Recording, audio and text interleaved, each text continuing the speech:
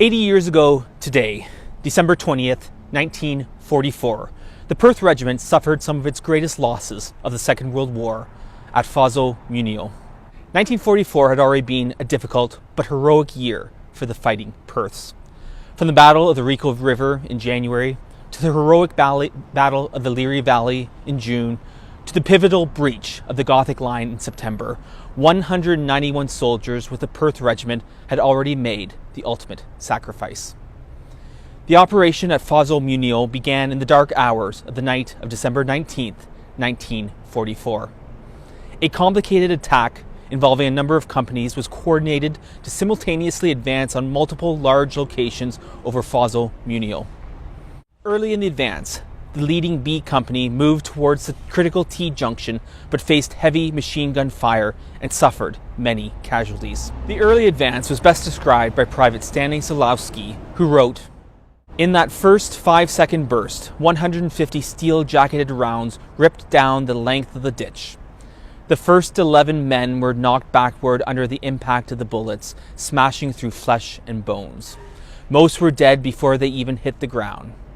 The survivors of the first burst flung themselves against the slick sides of the ditch in a desperate attempt to scramble out of the line of fire, but their frantic efforts delayed only for seconds their own deaths, as the next burst stitched a murderous path along the line of fallen and scrambling men. The wounded, the dying, and the dead lay piled in heaps of blood-splashed bodies, the trickle of cold water beneath them running red from the gallons of blood draining into it. The cries of the wounded rose above whiplash of machine gun burst. Help, however, wouldn't reach them that night. Any move by a stretcher bearer to reach the wounded would have only brought his own instant death. The ditch was an abattoir. The Canadians would return fire with artillery, and A Company pushed forward towards B Company's objective. They seized the area around 2 a.m., but were quickly surrounded. But they still held their position and fought off several counterattacks. Among those killed in the fighting was Lieutenant Robert White Patterson of Stratford and Private William Jack Richardson of St. Mary's. Though they were cut off from the medical carrier and were running low on ammunition, the brave Perths of A Company held firm.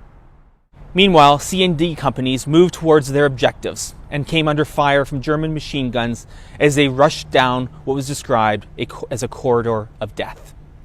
As dawn broke on December 20th, the heavy shelling continued throughout the morning and into the afternoon. This prevented either side from gaining or regaining ground, and soldiers found cover in houses, farm buildings, and trenches. Fortunately, all the chaos caused by the shelling allowed Regimental Sergeant Major George Curtis to escape capture and return to tactical headquarters with information about the enemy's plan. With this new information, as evening came and restored the cover of darkness, D Company was able to reach A Company, and shortly before midnight, the enemy began to retreat. The Perth Regiment, with great sacrifice, had once again achieved their objective and helped the Allies get one more large step forward during the Italian campaign. 35 brave members of the Perth Regiment lost their lives that day, including Private Keith Daly of Stratford, Private William Thomas Fawcett of Mitchell, Private Charles Robert Flewelling of Arthur, Private Hugh Courtney Graham of St. Mary's, Lieutenant Robert White Patterson of Stratford, Private Lorne Henry Pollum of Stratford, Private William Jack Richardson of St. Mary's, and Private Frederick Arthur Smith of Stratford. Today and always, we will remember them.